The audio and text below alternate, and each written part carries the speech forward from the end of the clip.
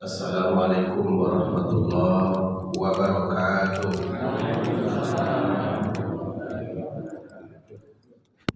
Alhamdulillahi rabbil alamin.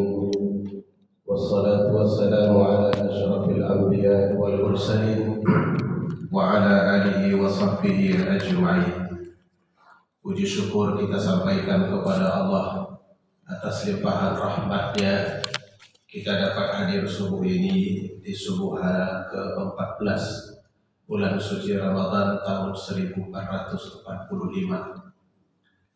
Insya Allah kalau bulan Ramadan ini habis kita akan berhari raya. Jadi nggak usah ditunggu-tunggu, tanpa ditunggu pun dia akan datang juga.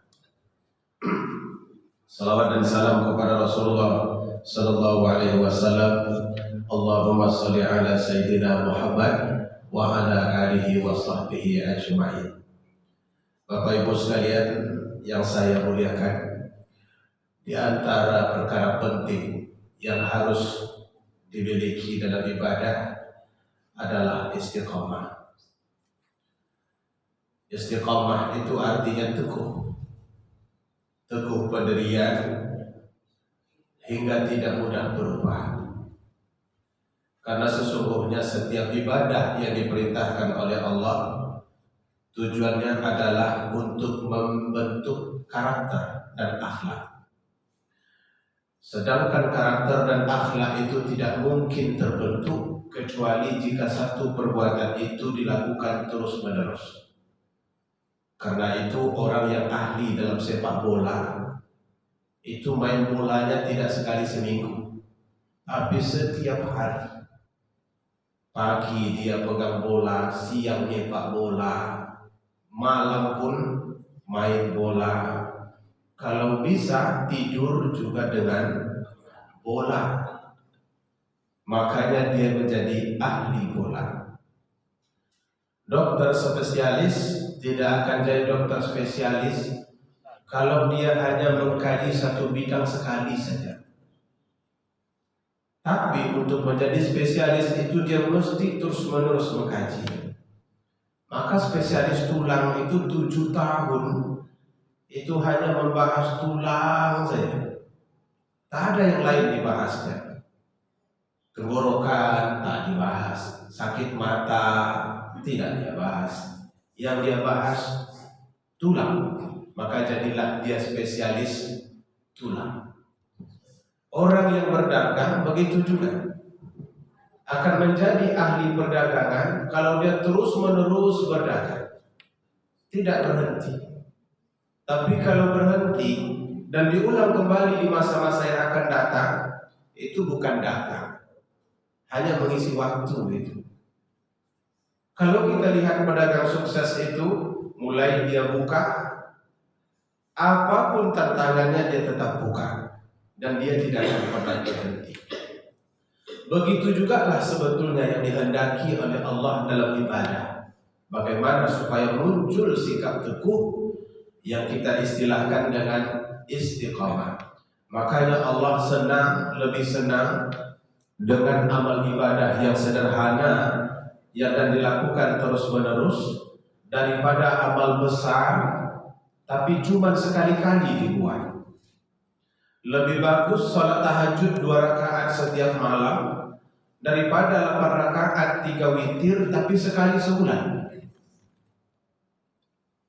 Lebih baik sedekah 2.000 rupiah setiap hari daripada 100.000 tapi sekali setahun.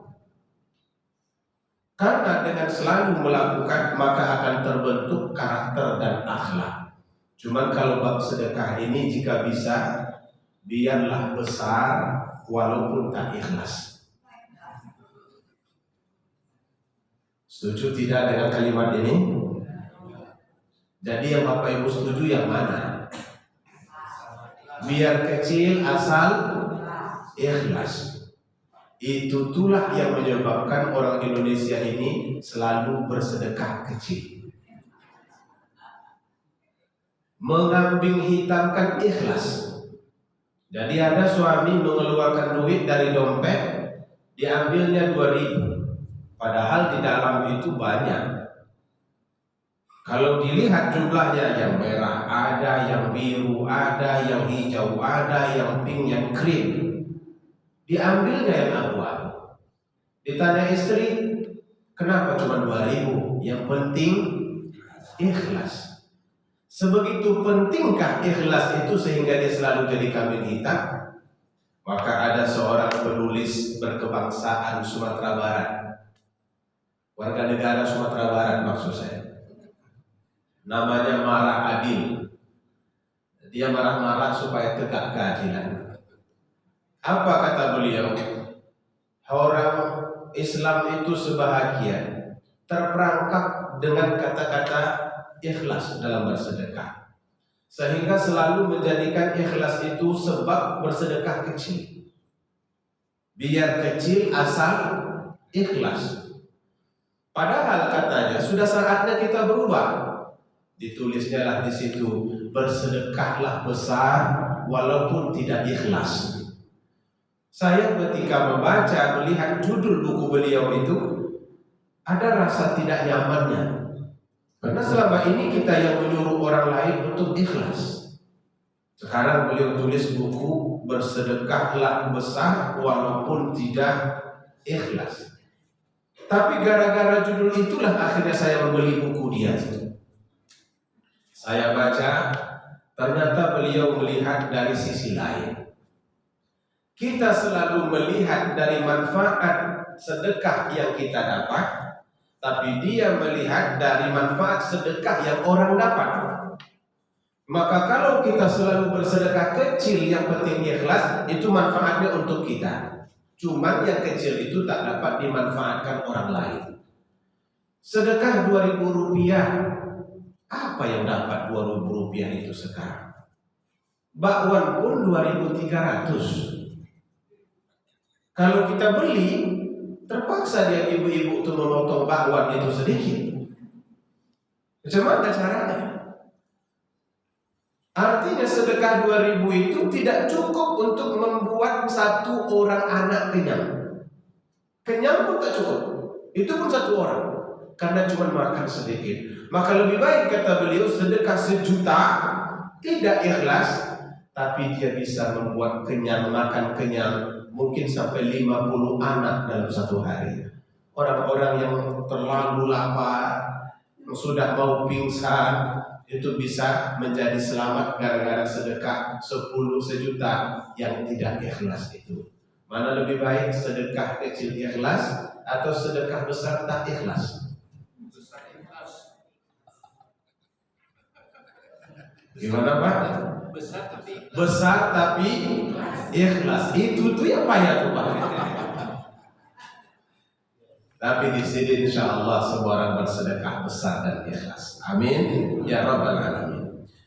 Kembali kepada istiqamah. Maka istiqamah inilah termasuk perkara penting yang harus kita lakukan di dalam agama. Namun karena dia susah dan sulit, maka tidak banyak orang yang bisa melaksanakan istiqamah itu. Masjid kita ini awal-awal Ramadan kayaknya penuh, tapi hari ke-14 ini tinggal para penjaga tiang. Para penjaga tiang, para penjaga dinding, dan lain-lain sebagainya. Artinya yang ramai itu sudah menghilang. Tak tahan katanya. Ada kebosanan. Ada situasi yang membuat manusia sulit bersabar. Ada rekan-rekan yang juga mengajak.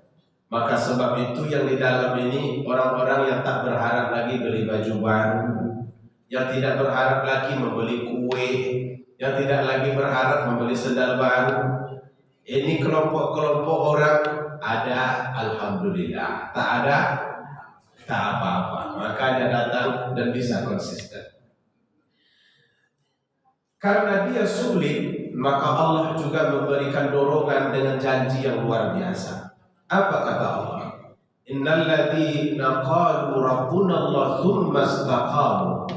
Orang-orang yang berkata, Tuhan kami adalah Allah, dan kemudian mereka beristiqamah, tatanazzalu alaihimul malaikah, maka ketika akan wafat nanti turun kepada mereka malaikat. Tatanazzal itu ibu bapak bukan sekali turun, tapi turun berturut-turut. Turun, naik, ada lagi yang turun, naik lagi. Seolah-olah seperti orang yang berada di sebuah pesta. Ada yang selesai makan, keluar dari area, masuk lagi tamu baru, makan, keluar lagi dari area. Begitulah malaikat turun nanti kepada orang-orang yang istiqamah itu. Ngapain malaikat itu? Memberitakan kabar gembira. Apa katanya? Alla takhafu wa la tahzanu wa abshiru bil jannah allati kuntum tu'adun. Jangan engkau takut. Orang akan mati itu kan takutnya luar biasa itu. Apalagi kalau sempat meninggalkan istri baru, muda pula, itu resahnya luar biasa. Kira-kira diingatnya enggak saya nanti setelah mati? Biasanya tidak lagi. Kalau sudah dikubur itu selesai itu. Apalagi kalau yang matinya ibu-ibu, yang ditinggalkan bapak, tak ada cerita. Hari ini meninggal dunia, 3 hari kemudian dia sudah mulai berpikir bagaimana cara mencari pengganti yang lain. Tapi katanya Ustaz, dulu kita akan sehidup semati. Gombal. Tak ada bukti. Yang ada satu hidup, satu mati. Tapi yang namanya sehidup semati tidak. Makanya teman saya dari Rohing pernah menyampaikan, Ustaz tahu tidak beda antara istri yang meninggal dengan suami yang meninggal? Apa bedanya? Kalau suami yang meninggal itu istri bengkak matanya menangis. Di tangannya surah Yasin, tak beranjak-beranjak dari jenazah suaminya. Pergi ke kuburan dia ikut. Kalau boleh memasukkannya ke liang lahat dia. Sebegitu setianya. Tapi kalau istri yang meninggal dunia, nggak akan pernah kita jumpa katanya suaminya duduk dekat mayat istrinya. Yang duduk dekat mayat istrinya adik perempuannya, saudara sepupunya yang perempuan, emaknya. Adapun suaminya duduk di depan rumah di bawah pohon mangga dekat tempat parkir. Dipasangnya wajah sendu seolah-olah begitu bersedih, lalu menerima ucapan-ucapan bela sungkawa, turut berduka cita. Wah, wajahnya sedih. Tapi tahu tidak Ustaz, sebetulnya dia tidak di situ hanya menampilkan wajah sedih, tapi juga melihat ibu-ibu lain yang datang yang membawa sumpit beras. Kan ada tuh kalau di kampung pakai sumpit beras itu. Ada yang masih muda, yang sudah cerai dari suaminya. Ada yang sudah sebaya, juga sudah meninggal suaminya. Dia berpikir kira-kira setelah jenazah ini nanti dikuburkan siapa penggantinya dari yang ada ini. Sebegitu cepatnya. Tapi tidak yang di dalam ini. Yang di dalam ini kan nggak seperti itu. Kalau dia keluar baru seperti itu. Maka oleh karena itu ibu bapak yang dimuliakan Allah Subhanahu wa taala, Rasulullah sallallahu alaihi wasallam, Allah Subhanahu wa taala tadi menyebutkan seperti turun malaikat kepadanya memberitakan kabar gembira. Alla takhafu wa la tahzanu wa abshiru bil jannah allati kuntum tu'adun. Jangan engkau bersedih, jangan engkau takut, gembiralah. Kata malaikat yang bolak-balik rombongan itu, Allah menyediakan untukmu surga yang seperti yang dijanjikannya kepadamu. Maka orang yang beristiqamah itu dijamin oleh Allah masuk surga. Mudah-mudahan kita ini semuanya masuk surga. Ya, karena kita cuma istiqamah itu, yang lain tak ada. Ditengok-tengok tak ada yang baru, yang lama juga. Karena itu saya doakan mudah-mudahan masuk surga. Saya pikir tidak ada orang yang tidak kepengen istiqamah itu. Walaupun berat, ada orang tetap ingin. karena memang manfaat istiqomah yang luar biasa. Cuma masalahnya tantangannya berat, maka kita perlu tahu apa yang mesti kita buat agar bisa melakukan sikap istiqomah. Pertama, ibu bapak, luruskan niat di dalam ibadah. Kalau niat kokoh, lurus, maka kita mudah beristiqomah. Orang yang pergi haji untuk beribadah murni, maka dia tidak akan tergoda dengan gelang kuning, ceret kuning, sajadah Turki, buah tasbih. Apa sebab? Dari awal sudah diniatkan saya pergi untuk ibadah saja, yang lain-lain itu nanti. Berbeda orang yang pergi maksudnya untuk ceret kuning. Saya pergi ke sana karena kata orang di sana banyak oleh-oleh yang menarik.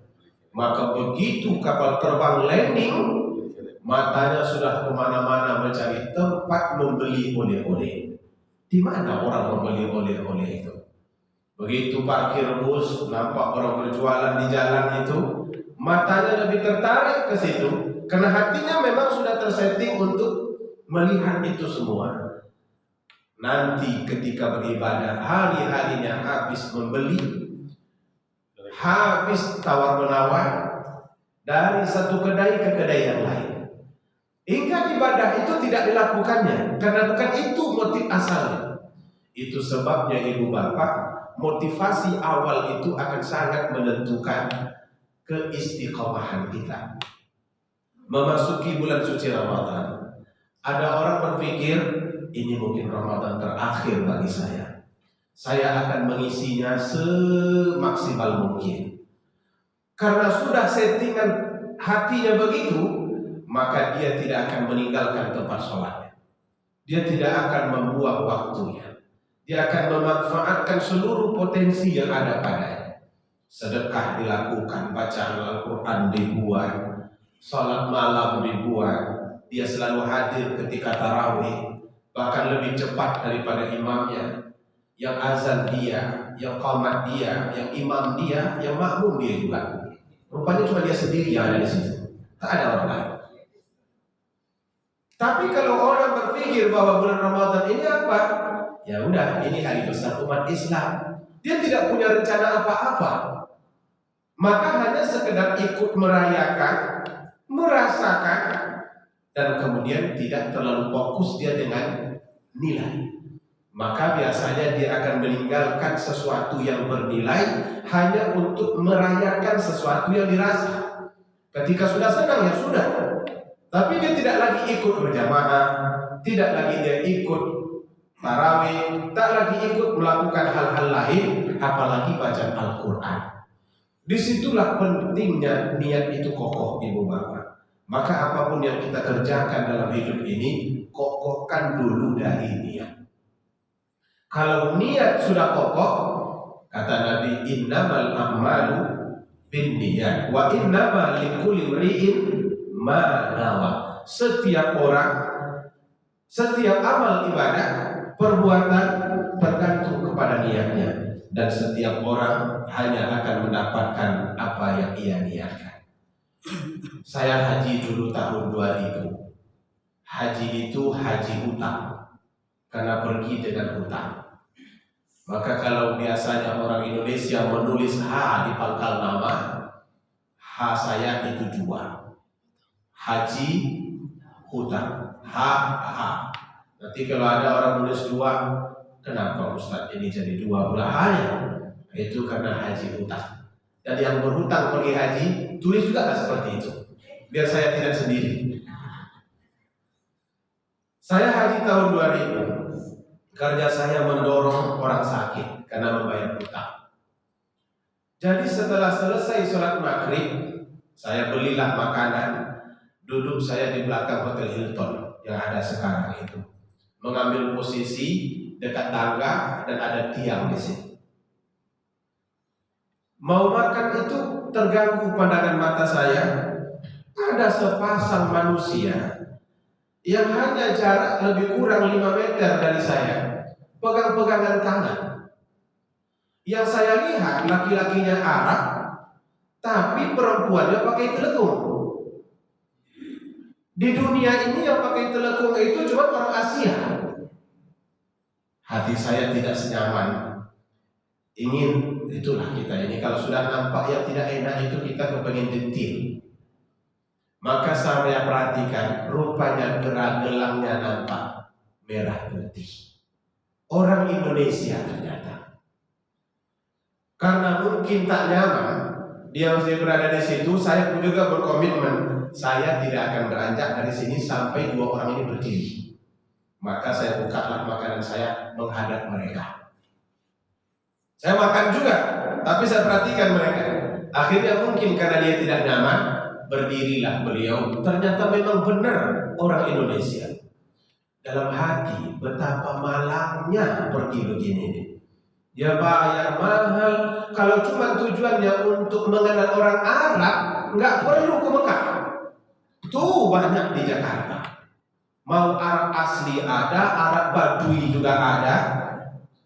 Kalau mau Arab maklum itu lebih banyak.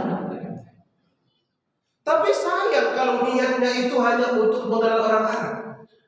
Maka disitulah kita tahu ternyata orang pergi haji itu tidak semuanya ikhlas. Banyak niatnya. Ada yang memang untuk ibadah, ada yang juga untuk sebutan nama, ada juga untuk kebanggaan, ada lagi untuk jalan-jalan, ada lagi untuk koleksi foto, macam-macam. Dan setiap orang, kata Nabi, hanya akan sampai pada apa yang ia niatkan. Kalau niatnya hanya untuk sekedar jalan-jalan, ya sudah, dia pasti berjalan terus kemana-mana. Orang pergi ke masjid, dia sampai di Taif. Orang sudah pergi mau pulang, dia sampai lagi di kebun kurma. Orang sudah masih sholat, dia masih berjalan-jalan entah apa saja. Nanti diceritakan ke orang lain, saya sampai di sini, saya sampai di sini. Kenapa kamu bisa sampai begitu? Kami kok nggak nengok-nengok? Niatnya berbeda. Dia niat untuk jalan-jalan, orang lain berniat untuk ibadah. Disitulah letak fungsi niat itu sangat penting. Paham tidak yang saya sampaikan ini, Bapak Ibu? Ya udahlah, baiklah kita lagi. Yang kedua, untuk mendapatkan sikap istiqomah itu maknai kalimat syahadat yang kita ucapkan. Asyhadu an la ilaha illallah wa asyhadu anna Muhammad Rasulullah. Apa itu maksudnya? Janji bahwa hidup ini akan tercurah untuk meyakini dan beribadah kepada Allah. Maka kalau kita bisa memaknai kalimat itu, hidup akan terbawa. Inna salati wa nusuki wa mahyaya wa mamati lillahi rabbil alamin. Ini hidup matiku, seluruh urusanku itu dipersembahkan untuk Allah. Karena kalimat janji tadi itu, syahadat itu ikrar. Aku berjanji, aku mengakui bahwa tiada Tuhan selain Allah. Dan ini dulu yang membuat orang teraniaya. Kalau kita lihat Bilal itu masuk Islam dianiaya karena ucapannya itu. Asyhadu an la ilaha illallah. Maka beliau pun dianiaya oleh tuannya, dibaringkan di atas pasir yang panas, diletakkan di atas dadanya batu besar. Panas pasir di Saudi itu, ibu bapak, tak seperti panas di tempat kita. Sepanas-panas di tempat kita itu cuma 34 derajat Celcius. Tapi panas di Saudi itu bisa mencapai 52. Air mendidih itu berapa panasnya? 100. Di sana 52, berarti setengah mendidih. Disitulah Bilal diletakkan dan dibaringkan. Di dadanya diletakkan batu. Apa kata tuannya dan yang lain? Kami tidak menuntut engkau untuk melakukan apapun. Jika engkau ingin lepas, batu ini diangkat dari dadamu, engkau tinggal berkata, Muhammad bukan Nabi, Allah bukan Tuhan. Maka lepaslah engkau. Tapi Bilal tidak bisa, tak mau beranjak sedikit pun. Dia tetap mengatakan, La ilaha illallah, ahad, ahad, ahad. Itu yang menyebabkan dia terus-menerus dianiaya. Nah hadirin yang Allah muliakan, kenapa dia sebegitu kuat? Karena dia tahu makna dari apa yang diucapkan kalimat asyhadu an la ilaha illallah. Maka sebetulnya kata-kata itu memiliki daya yang luar biasa kalau dipahami. Hanya sekarang ini kita lihat tak seperti itu karena banyak dieksploitasi. Orang mengucapkan 25 syahadat itu bukan semuanya untuk jadi orang Islam, tapi kadang-kadang karena ingin beristri orang Islam atau bersuami orang Islam. Banyak sekarang yang masuk Islam, terutama anak-anak muda, setelah hamil mau menikah, beda agamanya, di KUA tidak bisa diterima, di RT dia diusir, di RW dia jadi bahan bicara, maka wajib menikah. Cara menikahnya mesti pindah agama satu, akhirnya masuk ke dalam Islam dengan cara terpaksa, sehingga nanti makna dari la ilaha illallah itu tidak akan wujud di dalam hatinya dan dalam kehidupannya. Kemudian yang ketiga, agar kita bisa beristiqamah membaca dan memahami Al-Quran. Al-Quran ini petunjuk. Kalau dia dipahami dengan baik, maka kita akan sampai kepada tujuan hidup yang sesungguhnya. Ibu bapak pernah menggunakan Google Map? Pernah? Saya ingat sekali dulu ketika Pak Haji WA saya pakai Google Map. Karena waktu itu awal-awal saya tidak masuk dari jalan yang lurus ini, sampai ke sana dulu, memotong lagi, membelok lagi ke belakang, ada lagi jalan ke sini, bingung saya. Pernah begitu keluar saya belok ke kiri, mutar-mutar sampai di jalan Rawamangun. Sebegitu jauhnya saya pergi. Akhirnya 2 kali waktu itu tak sampai. Padahal sudah pakai Google Maps. Google Maps itu jelas kalimatnya. 30 meter di depan belok kanan. 30 meter di depan lagi belok kiri. Dan kemudian lurus katanya. Saya pun lurus. Kemudian dia bicara, Anda sudah sampai. Saya lihat nggak ada masjid di situ. Bagaimana sampai? Rupanya dia tidak paham dengan tujuannya. Mungkin posisinya berada di sebelah, saya rasa. Maka saya tanya waktu itu ada anak muda, di mana? Ini masjid di mana? Oh di sana Pak, masuknya Pak. Memutar lagi, baru kemudian sampai. Bayangkan Google Map yang orang yang ngomong kalau tak bisa dipahami tak sampai. Apalagi hidup ini yang jauh dan panjang, 70 tahun perjalanan. Bagaimana kita tidak perlu panduan? Nah, yang menjadi panduan itu adalah Al-Quran. Maka dianjurkan kepada kita baca Al-Quran itu, pahami Al-Quran itu. Tapi kami sudah tua Ustaz, untuk memahami kami tak mungkin lagi. Ada terjemahan sekarang. Tapi tidak bisa semuanya dibaca dengan terjemahan. Ya enggak apa-apa. Kami sudah tua Ustaz, enggak bisa membacanya. Baca saja. Kata orang kalau kami salah kami berdosa. Kata siapa? Tidak ada baca Al-Quran itu yang berdosa, Bapak Ibu. Kalau berdosa membaca Al-Quran, maka masuk neraka kita semuanya. Karena tidak ada yang betul baca Al-Quran kita. Enggak ada yang benar-benar fasih. Sebab Al-Quran itu bahasa Arab, kita bahasa Indonesia. Kita ini jangankan bahasa Arab, bahasa Indonesia pun tak fasih. Orang Sumatera Utara akan kedengaran jelas bahwa dia dari Sumatera Utara kemanapun dia pergi. Apa yang tahu?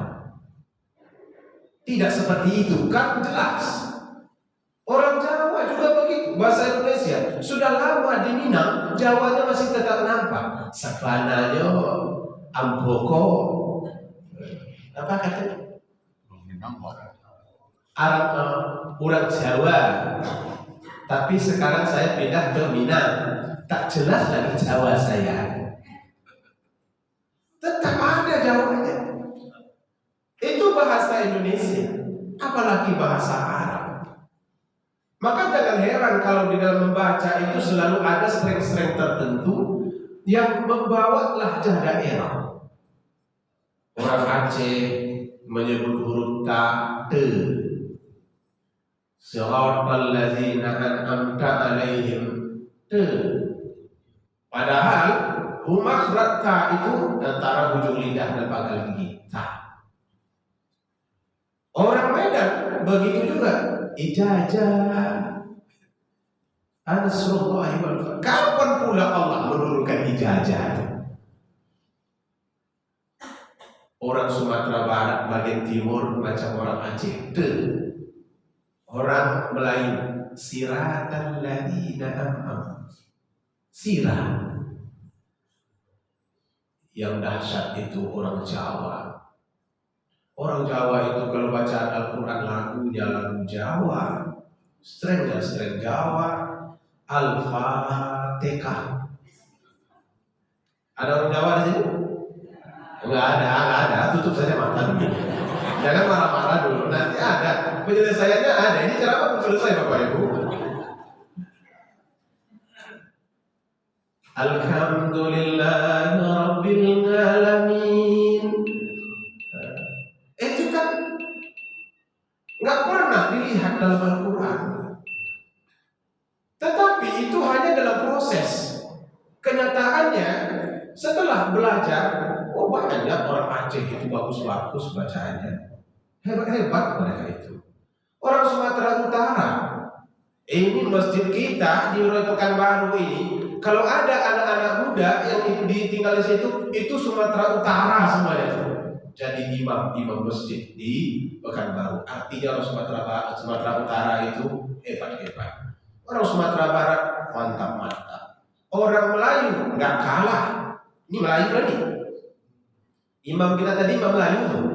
Nah, walaupun seperti imam kampung, jadilah. Kata mak saya dulu, cukuplah untuk mak saja. Orang Jawa, Muammar Z.A, juara internasional dan kori legendaris yang tak mungkin hilang. Nanang Qasim, Humaydi, Maria Ulfa, banyak lagi tokoh-tokoh yang ahli dari kaum Jawa yang menjadi hebat dalam bidang Al-Quran. Kenapa begitu? Artinya dalam tahap belajar lalu kemudian salah, nggak apa-apa, baca saja. Karena nggak mungkin orang sampai pada tingkat benar kalau tidak pernah salah. Sesuai Bapak Ibu? Akhirnya nggak jadi marah dengan saya. Walaupun tadi sudah mulai agak terang-terang sedikit Pak Ustaz ini rasis ini, masa iya orang Medan disebutnya, orang Jawa disebutnya. Saya kan menyebut semua, tidak ada yang saya tinggalkan. Tapi kemudian saya backup lagi semuanya biar aman ya Bapak, demi ketahanan nasional. Yang keempat, istiqomah itu bisa terwujud berkumpul dan bergaullah bersama orang soleh. Sering kita sampaikan bahwa kita ini tergantung siapa teman. Kalau teman kita orang baik, kita cenderung jadi baik. Tapi kalau teman kita orang jahat, kita juga ikut-ikutan jahat. Tak bisa kita nafikan bahwa teman itu punya pengaruh besar kepada jiwa dan kepribadian kita. Karena biasanya orang yang satu teman itu satu hobi. Orang mancing itu lebih suka berteman dengan para pemancing. Dia tak suka berteman dengan para pengaji. Maka biasanya kalau mereka sudah bertemu, itu asik bercerita. Ceritanya pasti cerita mancing. Mau mancing di mana, ikannya banyak apa tidak. Pokoknya kalau sudah bertemu, semua jenis air yang mereka lihat, itu ada ikan di dalamnya. Bahkan di dalam botol aqua Pertiman itu ada ikan. Saking mancing itu menjadi hobi. Itu kalau sudah membahas tentang mancing, nggak selesai-selesai. Maka pergi pagi-pagi ke Lubuk Sakat, katanya di situ paling banyak ikan. Jam 7 pagi sudah pergi, pulang jam 4 sore, dapat ikan gabus 3 ekor. Sebesar lengan. Bukan lengan dia, lengan bayi. Udah putih mata ikan gabus itu, karena dapatnya pagi sampai sore sudah ditusuk-tusuk entah gimana, dibawa pulang dan kejar sudah. Tapi baginya itu adalah satu keprestasi yang sangat membanggakan. dapat 3 ekor, difoto, masukkan ke dalam Facebook. Komentarnya di bawah itu luar biasa. Inilah hasil pancingan hari ini. Itu bagi yang mancing. Bagi yang lain sama. Maka orang pengajian lebih suka berbicara tentang pengajian. Orang mancing lebih suka berbicara dengan pancing. Orang main domino, ini grup domino ini lebih senang berbicara tentang domino. Dimanapun nanti dia akan bertanya, main yuk. Begitu kalimatnya. Pantang bagi mereka ngumpul-ngumpul, mainkan domino tuh. Domino lagi. Tapi kalau orang kopi, mainkan kopi itu. Yang mie rebus, mainkan mie rebus. Beda-beda ibu bapak. Maka oleh karena itu, biasanya manusia itu tergantung dari teman berkumpul. Untuk istiqomah cari orang soleh, agar diingat-ingatkannya kita dengan ibadah yang sedang kita lakukan. Bisa kita bayangkan, kalau kita berteman dengan orang disiplin waktu sholat, maka kita akan selalu dibawanya untuk sholat. Begitu azan berkumandang, dah, sholat, dah, ayo kita ke masjid. Dah, nanti sore masih duduk dengan dia, Allahu Akbar, baca dia ajaknya lagi. Tapi coba berteman dengan yang lain selain dari itu, gak akan diingatkannya kita dengan masjid. Bahkan dia menyuruh, nantilah sholat berjamaah itu kan gak wajib. Yang penting sholat. Di rumah juga boleh kok, gak apa-apa. Begitulah pengaruhnya. Maka cari teman-teman yang baik. Yang kelima, yang menyebabkan mendatangkan sikap istiqomah itu adalah berdoa dan memohon kepada Allah keteguhan hati. Ya Allah, tsabbit qulubana ala dinika wa ala ta'atik. Tetapkanlah hati kami di dalam ketaatan kepadamu dan di dalam agamamu. Itu doanya. Pernah Nabi ditanya oleh Aisyah, kenapa doa itu sering engkau ucapkan ya Rasulullah? Dijawab oleh Nabi, wahai Aisyah, sesungguhnya hati manusia itu seperti berada di ujung jari Tuhan. Sebagaimana kita mudah membolak-balik jari, begitulah Allah mudah membolak-balik hati manusia. Pagi dia taat, sore dia maksiat. Malam dia sepertinya baik, pagi bisa menjadi buruk. Begitulah berbolak-baliknya hati. Maka minta kepada Allah agar Allah tetapkan hati kita. Mudah-mudahan yang hadir ini bisa bertahan sampai malam yang ke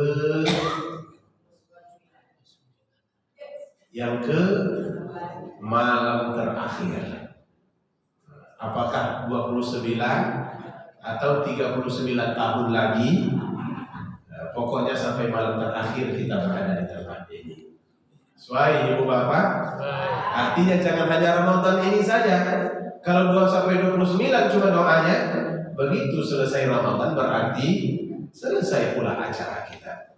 Hidup ini sangat berharga. Mari sama-sama kita isi. Semoga yang hadir ini semuanya menjadi orang yang beristiqamah. Amin ya rabbal alamin. Demikian, lebih dan kurang mohon maaf.